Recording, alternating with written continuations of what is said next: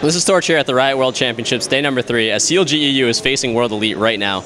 I'm here with one of the unsung heroes of CLG, the COO of Canalogic Gaming, Robert DelPapa. So a lot of people don't know exactly what goes on behind the scenes. They don't really see a lot of what you do. Can you give a little bit of insight into what you do to help the players? Oh yeah, absolutely. Probably the most important thing is the sponsorship relations. You need to have sponsors, you need to have money to have a team, you need to be able to travel the world and have salaries and all of those things, and really that's probably the most important thing I work on.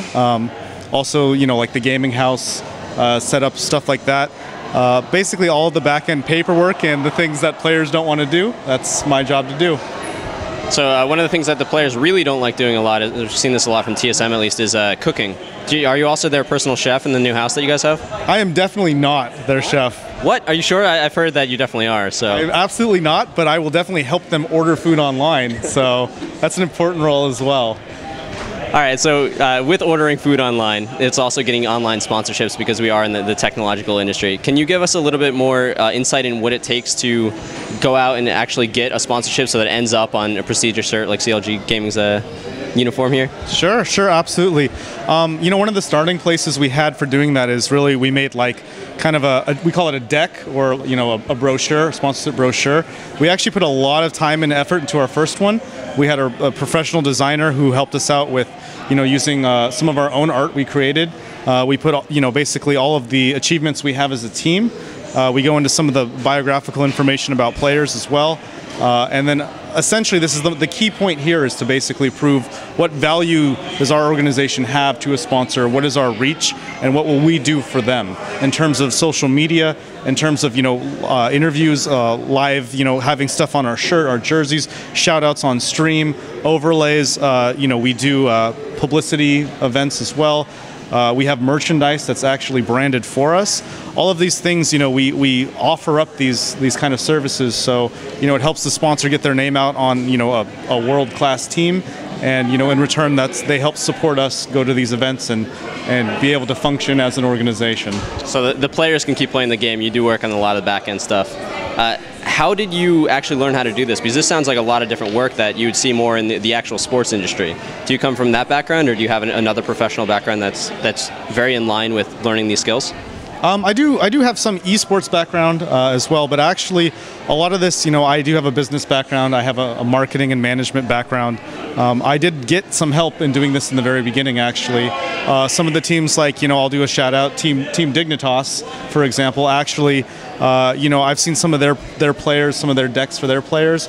Ours really was, we actually did way more than we needed when we created our kind of whole marketing pitch for, the new CLG. We rebranded our site. We redid our logo. I mean, you could do this for any industry, right? We wanted to really push ourselves out as a new team. And then we gathered as much content information as possible, way beyond what we actually needed, just to have it. And we just had pages and pages of information, and then we decided to consolidate that into, what is our core objective, what is our mission statement, and basically, what do we want to do within the world of esports? How do we want to make ourselves, the most professional team possible? And then we came up with a strategic direction to sell that, and that's all. That's some basic marketing stuff. I did go to business school as well, so that all did help. So it's absolutely a very professional thing that you're going on with. Would you agree that you're pretty much doing all the back end actual real work so that the players that you have on your team can just continue playing a video game? I mean, that's the idea. Yes, I do most all of that. There's a lot of little things. It doesn't always seem like a lot, but from simple as doing their payroll and keeping track of all the spending they do. A lot of the players will just even Hotshot will just hand me receipts, so I have to keep track of all of those, obviously, and make sure they're recorded properly. I interface with all of the accountants, the lawyers, any of the finance people. We also have EMG, who's basically our agency that helps do the sponsorships now. Initially, it was pretty much just me doing the pitch, and then Hotshot would come on kind of at the end of the pitch. Now we have a whole agency doing the pitches with us, but they need me to provide them the information about the players, commit to what we can actually do, and kind of keep a project plan scheduled for what we need to actually do on a day-to-day basis for content for all of these sponsorships. Okay, so it seems like a lot of the sponsorships and the marketing that we're getting in esports so far is very technologically driven. So we've got like Razer with great peripherals and laptops and other sponsors you have like that. Do you feel like something needs to change in esports to try to get the more mainstream sponsors like Doritos or something like that? I mean, absolutely. I mean, it's a pretty simple thing is that, esports has gotten bigger, but it's not yet big enough in some ways for some of these. We've seen some of the bigger teams out there like Evil Geniuses, with like Monster. We're starting to head that direction, but basically streaming has changed things quite a lot.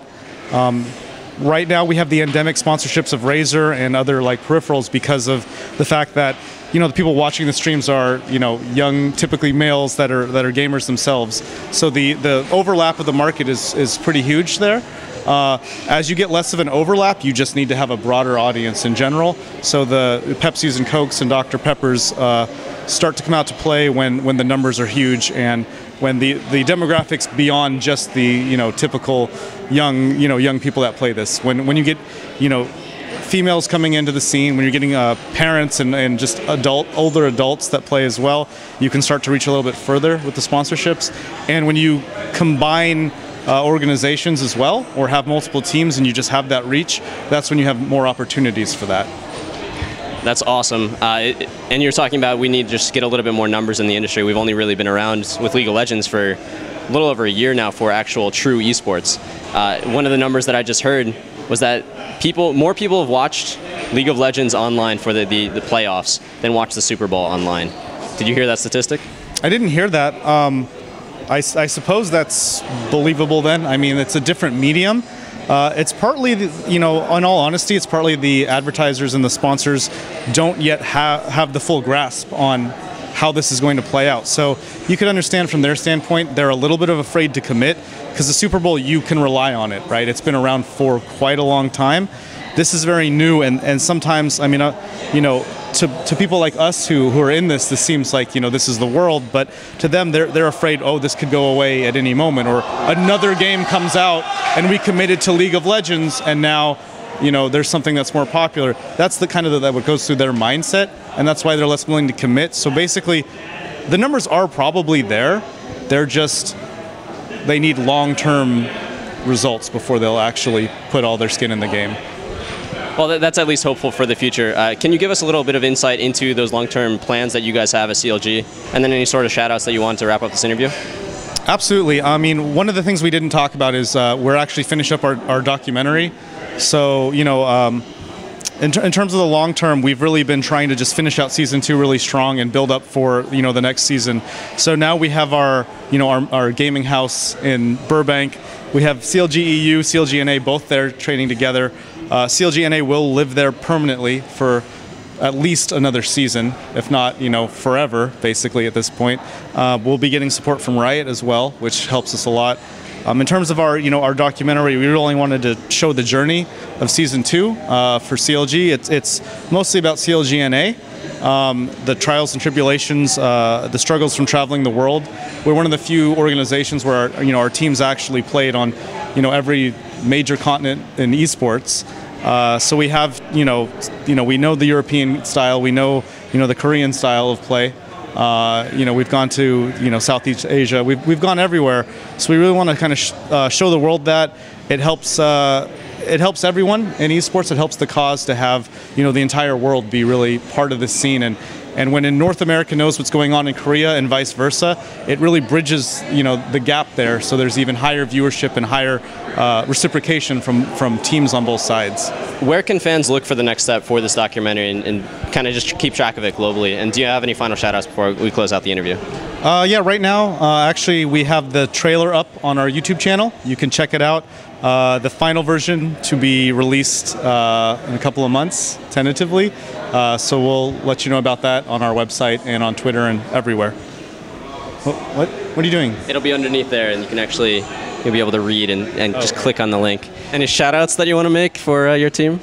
Absolutely. I'd like to shout out to all of our sponsors who helped us get here. Own TV, Razer, who's been really fantastic. They actually brought us some gear here. We had some last-minute needed gear, and they showed up with a person who had it ready and to go. We appreciate that. XMG, who's actually here as well. They provide us with our fantastic laptops, and that's something that we use to train when we travel the world. So that's really helped us a ton. And EloBuff as well, the stats system, it really helps us kind of track the champion trends, and we can kind of get some feedback on who's hot and what to play. And of course, all of our fans and everyone who supports us, we really appreciate that, and thank you for everything you've done for us. Awesome. And if you want to see how CLG EU is doing at the World Championships, you can head over to EloBuff and check out the score, which is, what exactly is the score right now? It looks like there's 4 kills with World Elite to our 1, but the gold looks pretty even right now. All right, so we can still cheer on, so people already know what the results are after this interview. But thank you very much for the interview, Robert. See you around, probably at the CLG Gaming House. Hope you make me a nice hamburger when I come and visit. I will order you a pizza.